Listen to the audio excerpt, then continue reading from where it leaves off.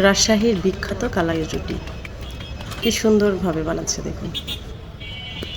হাঁসের মাংস হোক কিংবা গরুর মাংস, আবার বেগুন ভর্তা ও ধনেপাতা চাটনির সঙ্গেও দারুণ কম্বিনেশন এই কালাই রুটির। তবে আপনাদের একটা সিক্রেট বলি, কালাইয়ের রুটি বানানোর সময় আপনার যত রাগ অভিমান মানুষের প্রতি, সেইটা কিন্তু এই রুটির মধ্যে ঝেড়ে ফেলতে পারে। দাঁড়িয়ে দেখতে দেখতে আমাদের অর্ডার করা রুটিগুলো হয়ে গেছে। আমরা বাসায় নিয়ে খাওয়ার জন্য পার্সেল করে নিচ্ছি। সাথে নিয়েছি কিছু ভর্তা আর গরুর মাংস।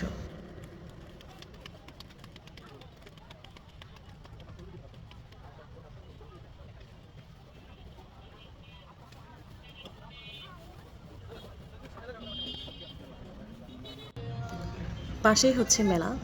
সেই মেলাতে আমরা যাওয়ার পরে রোদ বায়না ধরেছে ড্রাগনের উপরে উঠবে। তো ফার্স্টে বসার কথা ছিল, ওটা জায়গা পায়নি, চলে গেছে লাস্টে। দুই বাবা ছেলে একসঙ্গে বসে ঘুরে বেড়াচ্ছে। ও খুব খুশি। নর্মালি ও কোনো আর 5টা বাচ্চার মতো ও কখনো রাইডে উঠতে চায় না। ও রাইডে উঠতে ভয় পায়। আমি জোর করলেও সে উঠতে চায় না। আজকে কি মনে হয়েছে, খুব বায়না ধরেছে উঠবে, সাথে ওর বাবাকে নিয়ে। রাইড শেষ করে দেখলাম এখানে বক্সারদের বক্সিং চলছে। তারপরে আমি দুই ভাইকে ফোর্স করলাম যাতে ওরাও এখানে পার্টিসিপেট করে। ফাইনালি দুইজন রাজি হয়েছে। প্রথমে শুরু করে দিয়েছে আমাদের বড় ভাই, দেখা যাক কত। ও ফার্স্ট টাইম, ও আগে কখনো খেলেনি এটা। তারপরে ছোট ভাই হলো না, মিস চলে গেছে। তারপরে আবার প্রথমবার হয়নি বলে ও যাতে মন না খারাপ করে, সেজন্য আবার ওকে পাঠালাম যে এবার হবে, যাও পারবা।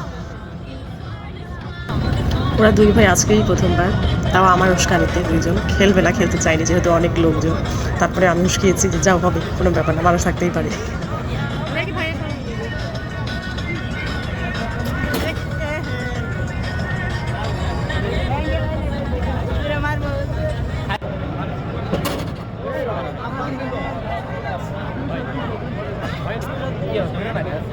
দুজনেরই মন খারাপ। তারপরে আমি বললাম কোনো ব্যাপার না, চলো ঘুরে ঘুরে ফিরে দেখি মেলাটা কীরকম। তারপরে চারিদিকে ঘুরে ফিরে দেখলাম আমাদের জন্য সেরকম কিছু নেই। এগুলো হলো বাচ্চাদের, আমরা তো বড় মানুষ। তারপরে ওদের বললাম চলো যাই, তোমাদের কিছু খাওয়াই। ঘুরতে ঘুরতে চলে গেলাম রাজশাহীর কালাই রুটির কাছে। মনটা শুধু কালাই কালাই করে। গিয়ে দেখছি ওখানে কালাই রুটি বানানো হচ্ছে, ভেতরেও লোকজন আছে। ওদের বললাম যাও তোমরা আগে গিয়ে দেখো জায়গা আছে কিনা বসার জন্য। আর আমি রুটি বানানো দেখছিলাম। আমার এইগুলো বিষয় খুব ভালো লাগে দেখতে, বিশেষ করে খাইতে যেরকমটা ভালো লাগে তার থেকে বেশি ভালো লাগে দেখতে।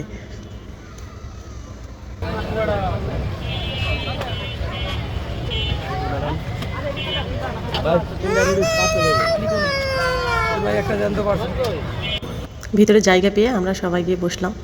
কি সুন্দর বাঁশের তৈরি, এত সুন্দর কারুকাজ করেছে, দারুণ লাগছে দেখতে। বিষয়টা আমার কাছে ভীষণ পছন্দ হয়েছে।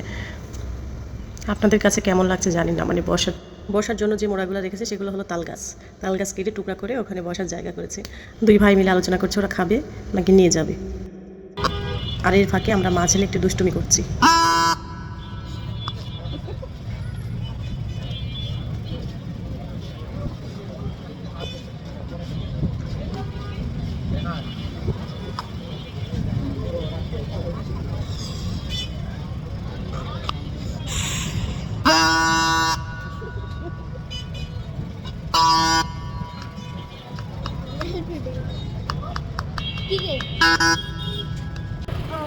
কি দারুণ লাগছে দেখতে, একটু দেখুন, অনেক সুন্দর ডেকোরেশন।